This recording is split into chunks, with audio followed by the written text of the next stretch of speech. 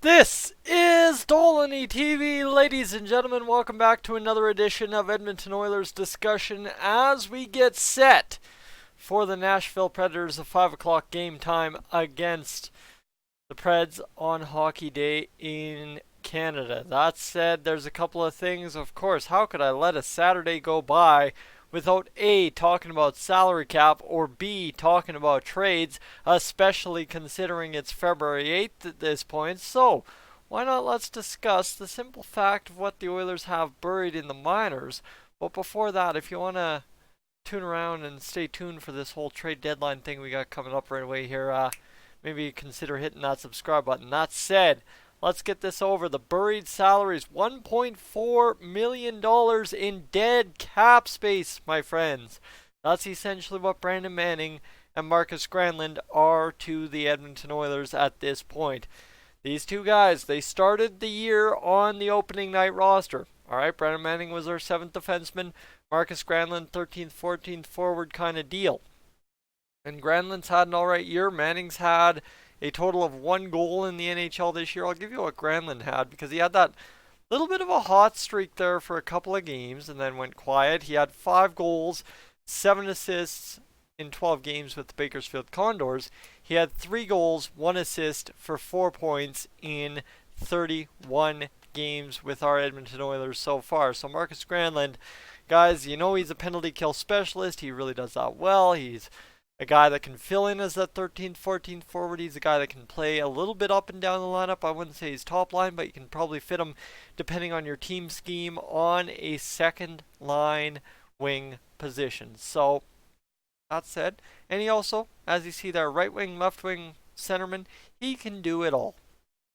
Brandon Manning, you're a left defenseman, and Brandon Manning's had a weird go of it. He was suspended for some very intolerable language down there in the AHL towards a player on the Ontario Reigns. So make of that what you will. And of course that got him filled in by said player in last night's game, the disaster that was for the Bakersfield Condors. Now that said, Manning's had 4 points, 4 assists, all assists in 10 games for the Condors so far this year. He's, as I said, had a 5-game suspension. It's just Brandon Manning, guys. We need to separate ourselves from this problem so bad. And at $1.175 million in dead cap space, think about that. If the Oilers were to trade, say, Brandon Manning and Sam Gagner in one deal, you'd be able to free up just about $4.25 million in cap space. That would be absolutely unreal. In fact, it would just be above that, but that'd be unreal, right? But what are you going to realistically get for Sam Gagner and Brandon Manning? But you look at it this way, if you part and piece these two players apart from each other, right? Markus Granlund definitely should be able to have $1.3 million to be that 13th, 14th forward. That's his cap hit at the NHL level. He should definitely be able to get you a piece in terms of a draft pick, right? A 5th, a 4th, somewhere in there. Maybe a 6th. I'll take a 6th. Right now, you think about $225,000 in cap space. Whew. Guys, that gets us close to that million mark in terms of what we can afford at the deadline if we're not moving any other salary around. Because right now, you ask me, the only player the Oilers can afford that on paper looks like an upgrade at this point is Ilya Kovalchuk. And that's because he's playing at a $700,000 contract. Obviously, I don't think you're trading for Justin Williams or anything like that. So that's about where you're at and what you're stuck at. That said, Brandon Manning, the bigger fish here to fry, you've got 1.175 counting against your cap in the minors. At the NHL level, it's 2.25. Well, suddenly, ladies and gentlemen, talk about that, right? Yeah, sure. Now that 2.25 becomes very, very difficult to move to an NHL team and for them to play him in the NHL. But you willing to take nothing? Because I would be too. You take a low-level prospect like you did in Robin Norrell to get rid of Jason Garrison in that Drake Caggiula trade, or like you have several options as to what you can do here with Brandon Manning. You don't have to ask the world, and I don't think the Oilers are. It's just a matter, nobody needs Brandon Manning because he just somehow continues to prove that he's Brandon Manning. And let's think about his past year, right? Obviously, the trade to the Oilers, the whole confrontation thing that everybody's yelling about between McDavid and him from the past, bad storyline there. Then you had not really a great effort. The whole Oilers were just terrible. The stretch that Manning was up in the NHL, sent to the AHL, he becomes the seventh defenseman. He sits in the press box all during playoffs for Evan Bouchard. Like it, it's just been a year. Obviously, the suspension, playing in the NHL, scoring a goal for the Oilers was a big highlight for him, but meant nothing. Meant nothing, and we were playing him as a seventh defenseman, making $2.25 million. You can't afford to do that. So for Brandon Manning, it's going to be a lot more difficult to move. But if you take a seventh round pick or a conditional seventh round pick, whatever GMs do nowadays, just take something for him. Don't take nothing, right? Even if it is just a non-roster guy over there in Europe, I will take that. That is fine. It's just you think about this right now. That's $1.175 million off our cap hit, which allows us to do so much more at the trade deadline. Because you look at it this way, you move him today, you free up 1.175. You go, up to $1.89 million in cap space as of today. You tell me that the Oilers can't find that third line centerman they're looking for to shut things down with Sheehan and Haas for $1.9 million.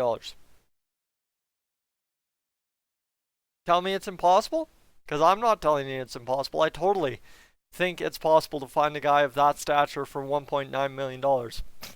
Because technically speaking, Markus Granlund was supposed to be one of those guys on the wing in that role this year, but we didn't get that luck.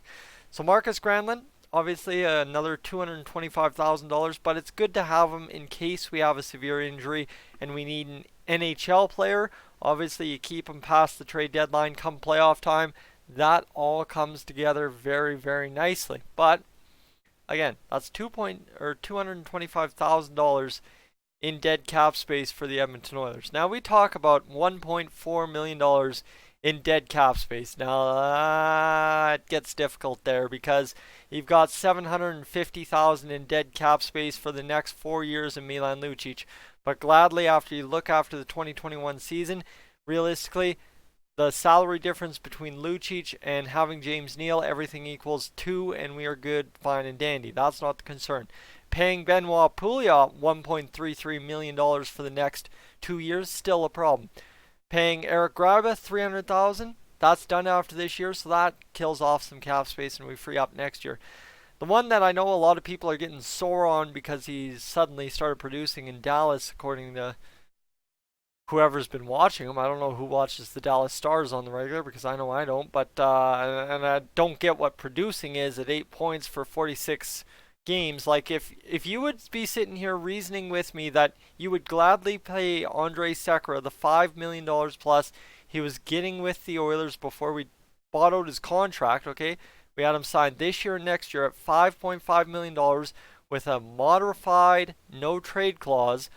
You tell me how you could justify $5.5 million at 8 points in 46 games. Now, I'm not saying that paying him $2.5 million for nothing is better, but realistically, saving that $3 million might be better, quite honestly. So, you look at that, right? There's dead cap space all around on this Edmonton Oilers team, and what it comes down to at the end of the day is we have 2 easy options that you can trade for picks that just free up roster spots too. That's the key. If we want to do a big trade deadline deal, we have to have roster spots. And this Edmonton Oilers team, as it currently sits on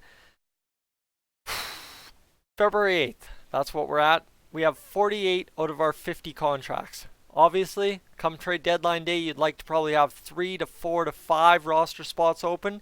So as if there's guys on waivers. If that's right, we have not been able to claim anyone on waivers because you have to have the flexibility with your roster. You can't just take guys nobody wants and hope to trade them. And that's kind of what we've got in Brandon Manning and Markus Granlund maybe. But I think Markus Granlund, out of anyone on this Oilers roster that no one's talked about trading, is the most reasonable guy to be able to get something of value that could help in a further trade, or just by freeing up a roster spot and $225,000 in cap space. Guys, I'm going to turn it over to you. Let me know your thoughts. These two guys, what are you thinking? Are they good ideas, bad ideas to be moving? Let me know in the comments section down below, guys. I'm Tyson, this is Dolynny TV. As per always, I will catch you tonight in the live stream.